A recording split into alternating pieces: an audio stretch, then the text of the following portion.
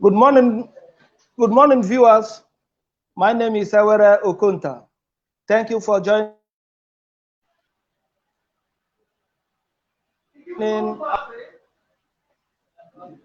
Thank you for joining our live broadcast as we discuss the topic education and youth development in Nika land with Dr. Mrs. Okokoyo.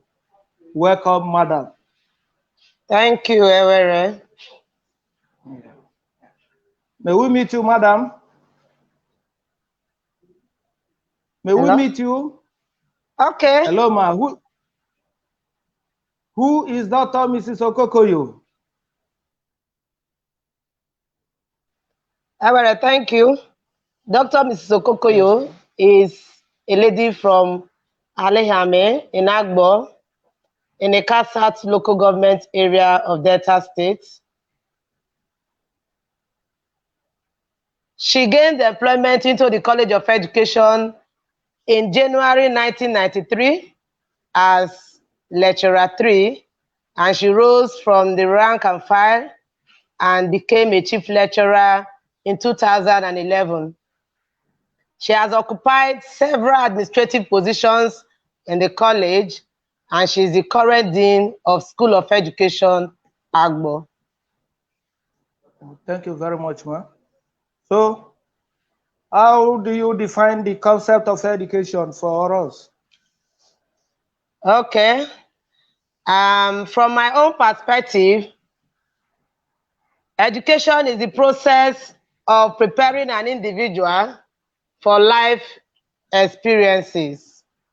Any experience that has a formative effect on the disposition of the individual can be regarded as education.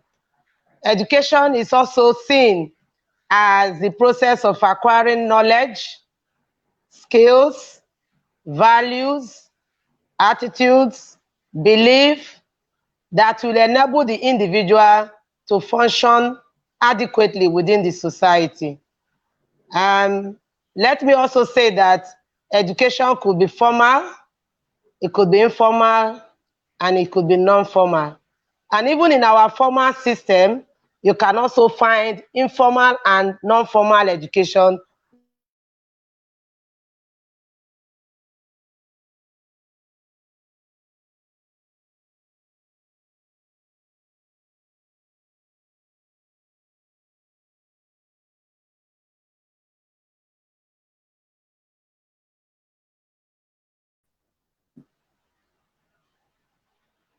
Okay.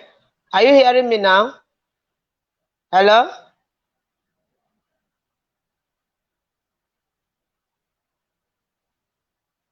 Hello?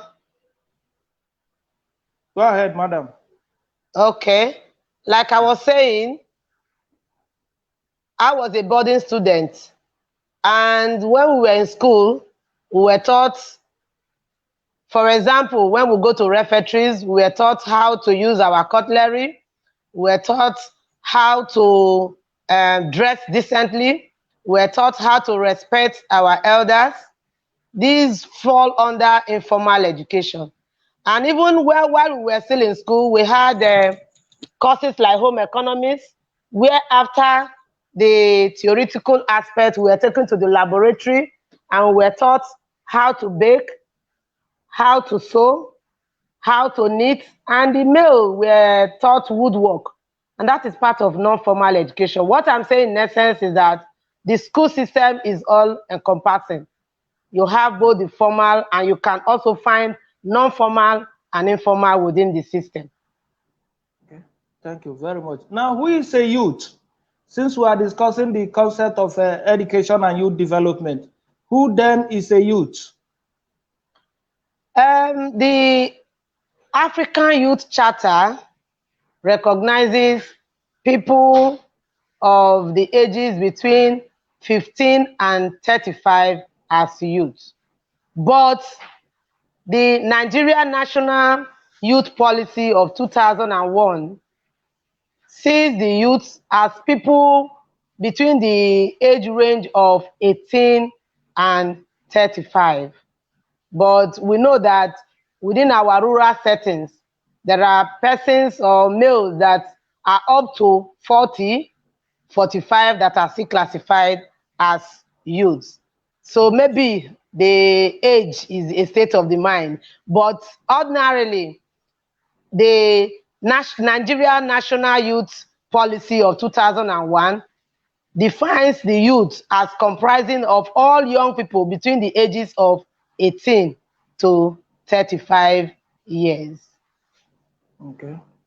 Now, madam, what do you think is responsible for the dwindling fortunes of education among the youth in Ika land? Okay, that question may not be restricted or it's not peculiar, let me use that word now, to Ika land. It is a general disease, it's a national disease. But because we are restricting it to Ika land, I would say that one of the reasons or factor contributing to this problem is that of graduate unemployment. Because the youths, when they see those that have gone to school, they are not gainfully employed. And they see those that didn't go to school, they are pressing a computer and making money. That motivation to go to school is no longer there. So that's because if you look at in a car land today, even all those that are riding Okada are graduates of either NCE or degree. So that unemployment is a potent factor that is contributing to this dwindling fortune in education in a land. And apart from that, we also have societal values. Just like I said, in the society, people respect those that have money. Ewi, are you hearing me? Yeah, I'm with Are you, you man. I'm hearing with me? you. Go ahead. Okay. Loud and clear. Okay. People respect those that have money. So if you go to school and you don't have money, the society does not see you.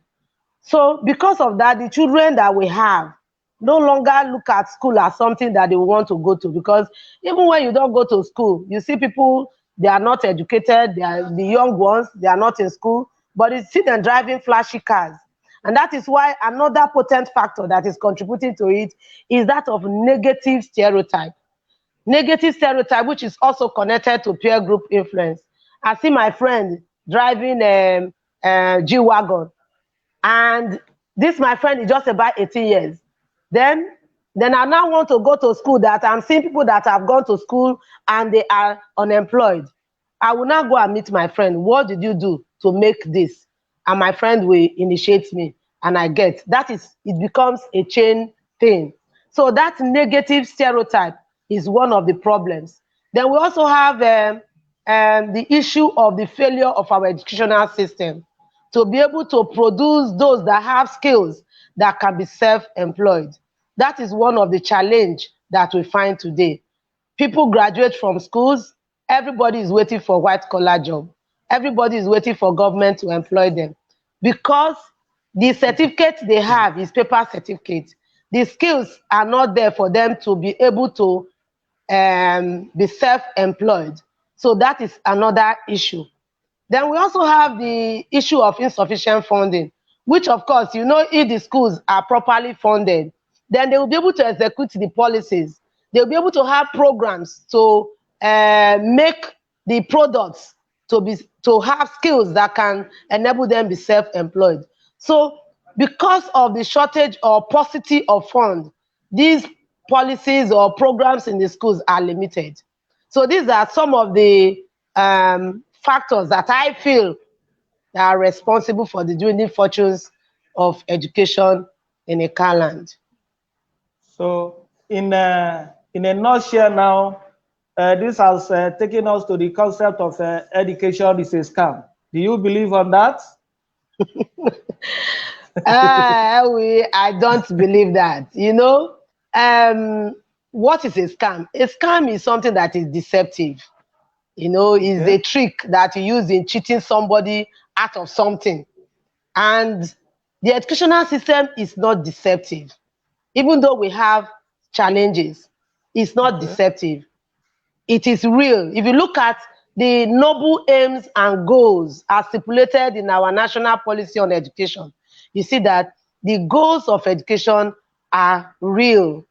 And one of them even talks about the acquisition of skills. So even though we have challenges in our implementation and curriculum, that does not mean that education is a scam. It is not a scam and can never be a scam. Thank you very much. Now, as the Dean School of Education, College of Education, Abo, what do you think is responsible for the low enrollment of the NC program? Because the program is gradually dying. I'm talking as an insider. Yeah, you are right. We are having issues with students' admission. That one is a known fact. But let me also tell you that it's not peculiar to College of Education, Agbo. Is a general problem. And one of the reasons for this is still that of unemployment, graduate unemployment. I can't remember when last the NC graduates were employed. I can't remember. I'm sure it's up to 10, 12 years. And so when you see people going to this program, coming out, they are not employed. What is the motivation for me to go through that same program? So the motivation is not there. There's this disenchantment, disillusionment that the young ones are facing. Because when you graduate, the essence of going to school is that when you come out of the school, you are better than where you entered. But because of this lack of employment, you find parents, even after training their children, they are at home, they are still the ones giving them pocket money or upkeep money, as the case may be. So employment, if the graduate factors responsible for this low enrollment is that of unemployment. Another factor, from my personal view, is the fact that the high cost of education. Let us also know that the category of children that we find in the colleges of education are not from the very wealthy homes. So they have issues, problems, the system. So we see them struggling to pay their school fees. Some of them are even the ones sponsoring themselves. So it is a problem. This school fees, high cost of education is one of the factors that is militating against large enrollment in the NCE program. And remember, I've also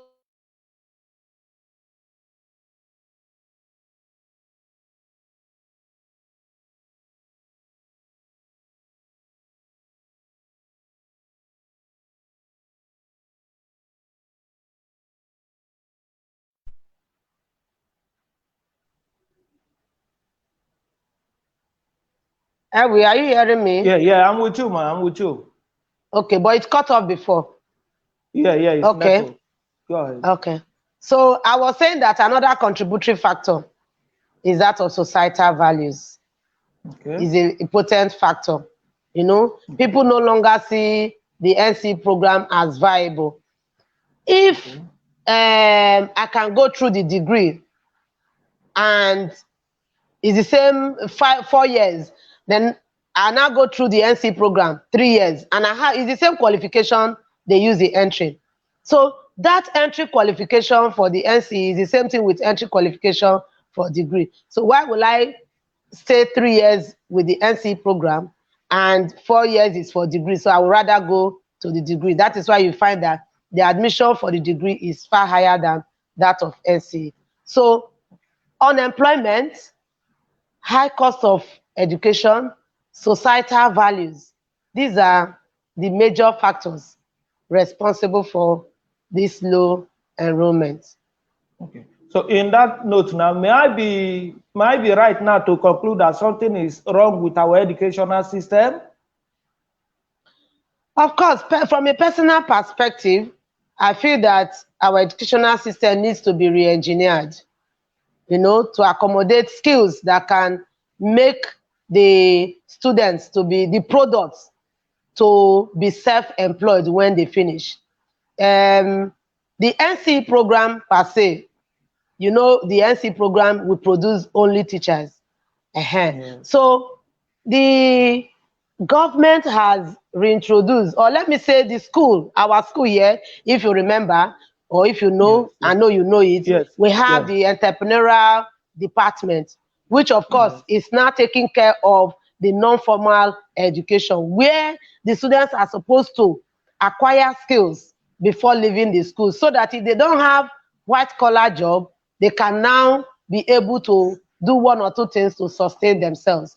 But a lot has to be done in that respect, because that aspect of the program needs sponsorship, needs a Okay, lot of money to be pumped into it to make it what we expect it to be.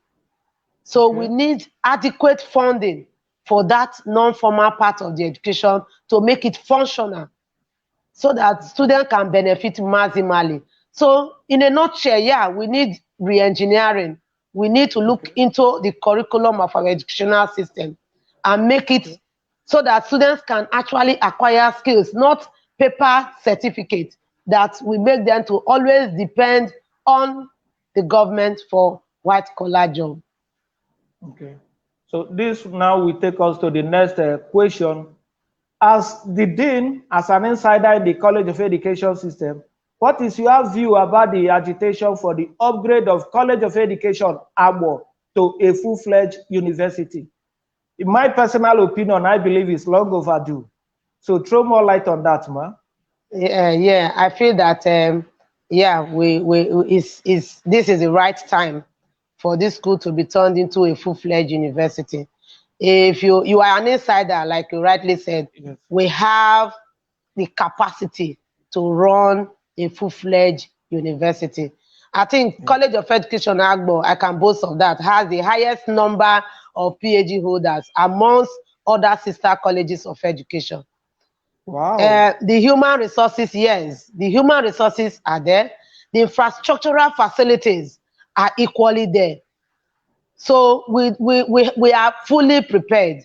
I would welcome that development. Everybody is in support of the College of Education being turned into a full-fledged university. Some people are saying that what the proposal they wrote was to turn it into a university college, but we are saying that it should be a full-fledged university, because like Conventional we know, university. yes, conventional university. Because Yes. if it is, we are talking about the low enrollment for NCE programs now. If we see change it to University of Education, we are still likely going to face the same problem after a few years. In the next 10 Yes. years, we are likely to face that same problem. Be that as it may, if there is no, if it has already gone to the House of Assembly for ratification and all that, I don't know the stage at which it is now. I would suggest, if that was not the original intention, I would suggest that even when they turn it to University of Education, it should run concurrently or side by side with the NCE program, because everybody may not have the prerequisites of the university education. So they may decide to go through the Okay. NCE and then feed the university, like we are already doing. The NCE students graduate and they feed the university program. So that is my stake on that. Okay, thank you very much, ma. So what can be done to rekindle the interest of the youth in a car nation, in education?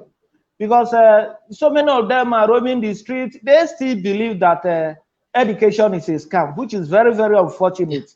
Very, very Yeah, unfortunate, really I must say. unfortunate. So what can be done And to rekindle their interest?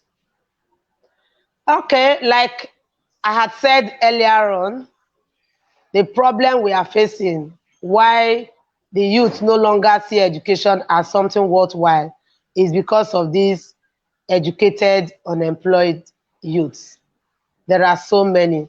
So if these youths, at least if we have 60 to 70% employment, if they are gainfully employed, I'm sure Okay. that other youths will begin to see the need to go to school. That motivation will be there. Then another way of encouraging the youths to go to school is if this school fees is subsidized.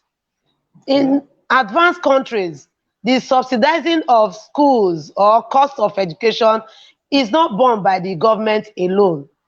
We have philanthropic individuals, organizations that come to subsidize the cost of education for the students. Because I know that many students would have, many young people who want to go to school, but there are some that want to go to school, but the means of sponsoring themselves is not there. Even those that are in school here, they still have issues of paying school fees. So if the cost of education is subsidized, I'm sure that many of the students will want to go to school. Then, giving of scholarship.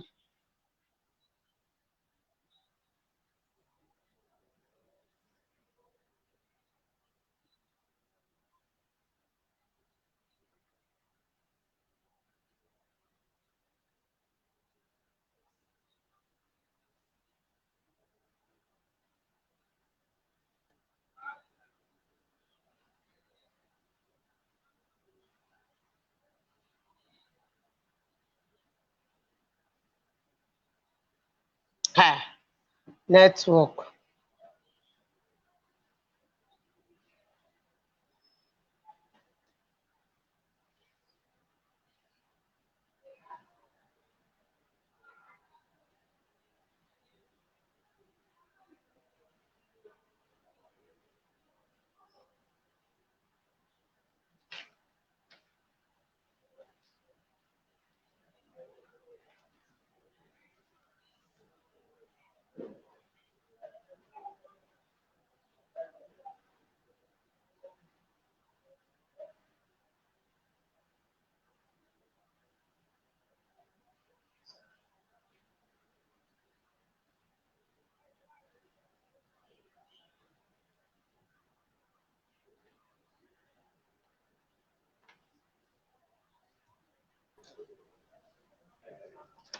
Okay. Oh, sorry. Network. Sorry, it's network. You can understand the Nigerian system. Yeah. Yes. So, as we were saying, in your own opinion now, how do we fight unemployment among the youth in Eka land? Unemployment among the youth in Eka land, how do we fight against it? Still goes to tell the same thing. I have said Obviously. that the youth should be given, yes, they should be given employment. Yes. They should be given employment. That is number one. Number two, there should be a very conducive environment for them to operate their small scale businesses. There should be quick access to loan facilities without stress, because some persons, when they go to apply for all these loan and all that, you see the stress in getting the loan. At a point, some of them will just back out. So there should be accessibility to loan. It shouldn't be, to access the loan should not be tagged to so many conditions, so that these young children can access the loans. Many of them have ideas as to what they want to do, but the capital is the problem. Some want to go to farming and all that. So when they are able to access this loan, it will help them to establish whatever they want to establish. Then they should also, these youths,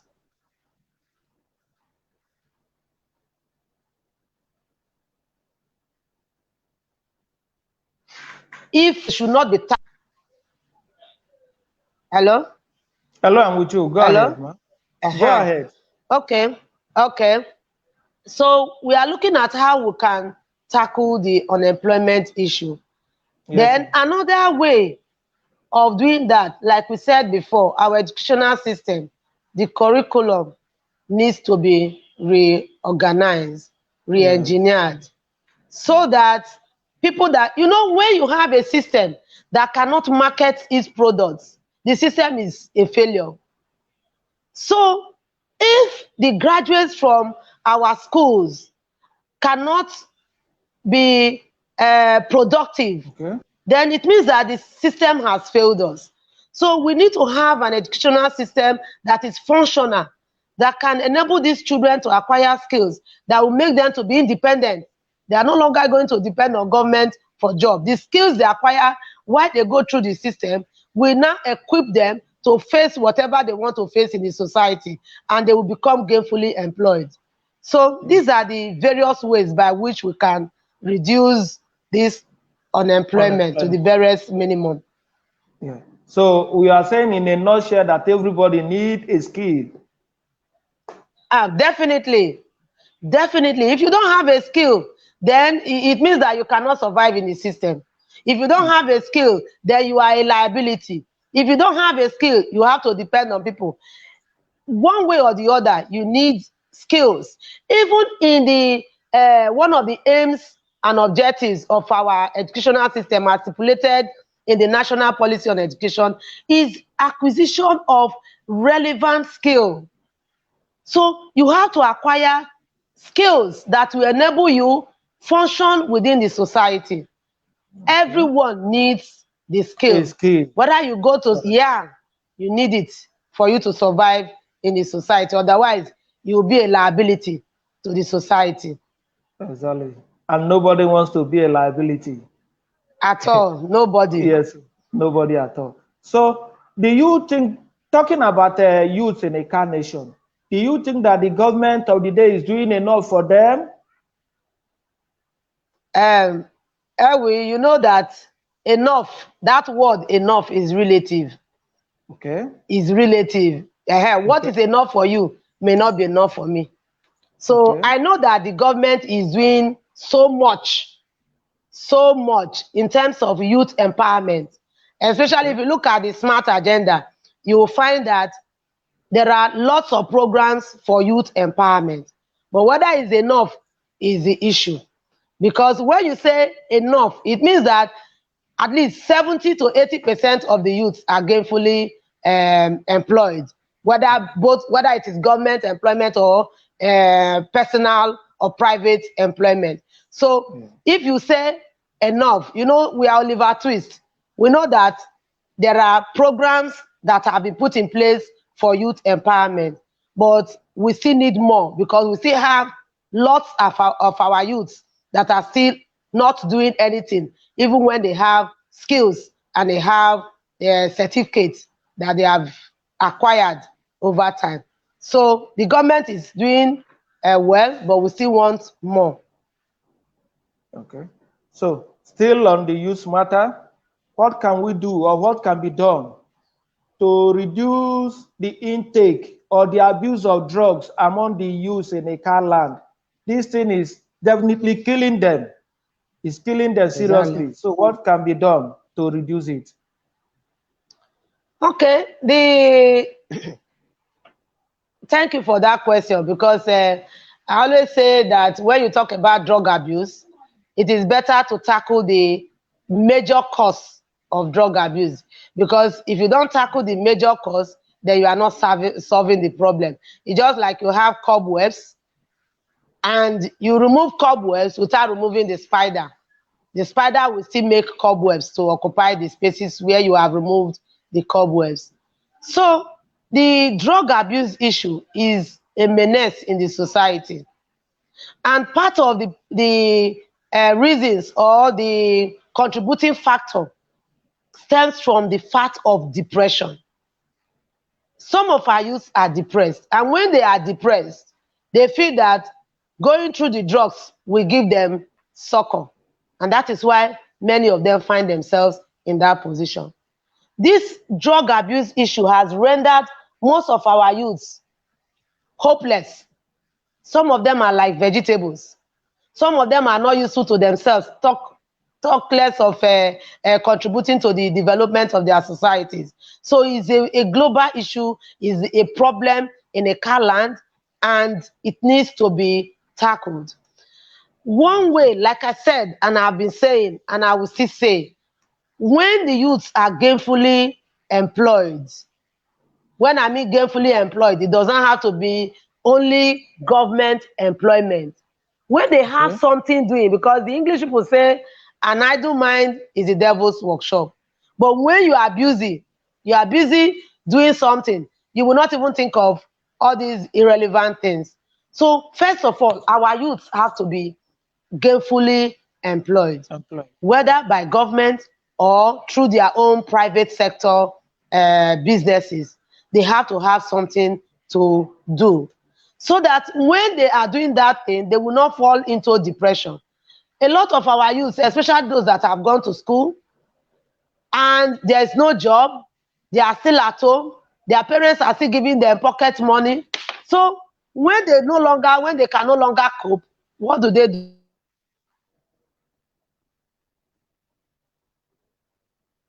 They begin to be contributing factors. So these children have to be gainfully employed. If there is no government employment, they have to look for means to survive. Many of our students, when they finish here, I know of some of my students that graduated from this College of Education, Agbo, that went to all these roadside businesses and apprenticed themselves. Some of them went to learn tailoring. Some of them went to learn hairdressing. Some of them went to learn makeup. Some went to learn how to bake. And today, many of them are doing very well. So they have to find something to do so that they can be gainfully employed and they will be able to take care of themselves and they will not go into depression, because depression is really, really bad. And that is one of the causes of suicide that we find both in our community and even in the advanced world. So that is that. Then peer group influence is another cause. Most people follow some of their friends, and maybe their friends are already into drugs. They find themselves taking drugs. That is why parents, where parents come in, especially when they are young, because, you know, let me go biblical now. They say, train up a child the way he should go, so that when he is old, he will not depart from it.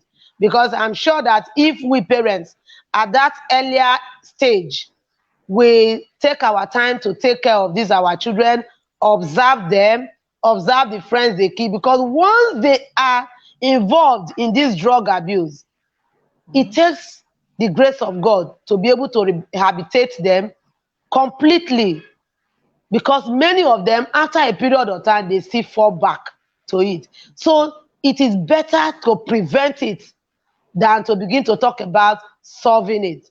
So parents have to live up to expectation, because most parents neglect their parental care, where they are pursuing money up and down, and they forget what they are supposed to do, the duties they are supposed to do. They don't even care about the kind of friends their children keep and all that. So it is very important that we watch over our children from the beginning, so that when they grow old, they won't even remember or think about this issue of drugs. So we need to, and if we have persons that have young ones that have this issue of drugs, we should be able to counsel them and send them to, if we can, where they will get better counseling, because it is killing. At the end of the day, some of them have mental issues. Some of them even die from the depression of the drug abuse. So all hands must be on deck, because even as I speak, some children in secondary schools are already addicted. There are some in secondary schools already addicted to drugs. Drugs is not only Igbo and all that. We have some of them that go to chemists to buy tramadol and all that, even cough syrup with codeine and all that. And you find little children indulging in this kind of thing. So, but we parents, we have to sit up, parent these children the way we are supposed to, so that they will grow up and become responsible persons within the society. Okay. Thank you very much, madam.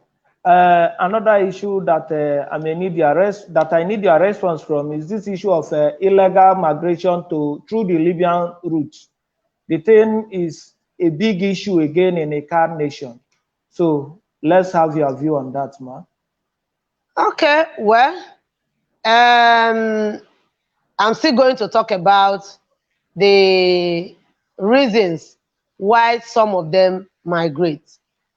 Okay. I'm sure that if many of them had jobs that they were doing had access to money to establish their own personal businesses, had people to help them out, I'm sure that a lot of them will not go through the sea knowing the implication of going through the sea. It's 50-50. You can die, you can survive. So it's 50-50. I had some students, some 3-4 years ago, that had that notion, and I was trying to counsel them not to go. And they were telling me, mommy, please, this one, there's no job. What are we going to sit down and do? If we die, we die. If we survive, then we start surviving from there. So the issue is, if these youths have something they are doing, I'm sure that at least 50% of those of them that cross the sea will not cross the sea. Because a lot of them are dying inside the sea. But thank God that I think there is a stoppage now that people are no longer crossing. I don't know how true it is. But I want to tell our youth that that is not the way to go. Because putting your life in danger is very risky to enter that balloon and cross. And it's uncertainty. Many of them cross, not all of them are able to make ends meet. Some of them still go there, and they are refugees for as many years. It's only those that you see, because they say, the English people say, all that glitters is not gold. The ones you see are the ones you feel that they are making it. But there are lots of them that are languishing there, that want to come back, but there are no means of coming back because they are refugees. They are running from one place to the other. I have a friend that the son is there, almost 9 years now. There is no headway, even to come back. We were telling the child to come back. He was saying, how do I come back? So the youth should know that crossing the river is very dangerous. There are other means. People are learning other trades to be able to take care of themselves and contribute to the societal development. So the Libya trip is no-go area for me, because many people have died. I know so many that died. Even a cousin of mine died through that Libya trip. So it's not what I will encourage our youth to embark on.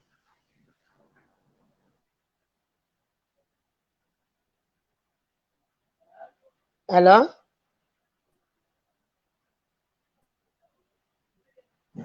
So, madam, recently the youth in Nigeria trooped to the streets to protest. I said, recently the youth all over the country troops up to the streets to protest what they call the NSAS protest. So, what is your view on this, ma'am? Okay. NSAS, police brutality. Was that enough for youth to go to the streets to protest? Well, I feel they were justified, but that's not enough. The federal government releases large sums of money for youth empowerment and development of our communities, and enters into the pockets of few politicians. Those politicians are SARS. You see the lecturers that demand gratification, whether sexual or monetary gratification, for them to pass the students.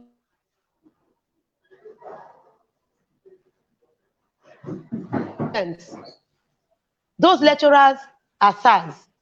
Some governments sit on the files of pensioners, waiting for the pensioners to give them gratification before they can work on their file.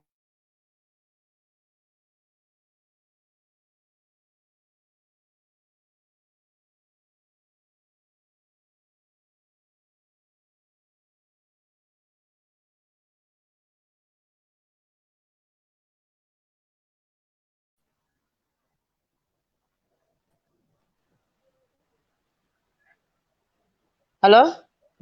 Yeah, go ahead, ma. Go ahead, it's network. I was saying that, I know. I was saying that the youths that snatch ballot boxes, they are also SARS. The judges that compromise their judgment due to gratification, they are also SARS. I'm happy that the youths have started from somewhere. Of course, it's commendable. They still have to go further to end all SARS because it has to be holistic. So, on a final note, what is your message of hope for the youths in Eka land? Your message of hope. I want to tell the youths, first of all, there is no shortcut to success. It involves hard work and focus. I want to also let them know that negative stereotyping is bad. This idea of John bought a Highlander or a G-Wagon, I have to buy G-Wagon and go through what he did to get the G-Wagon.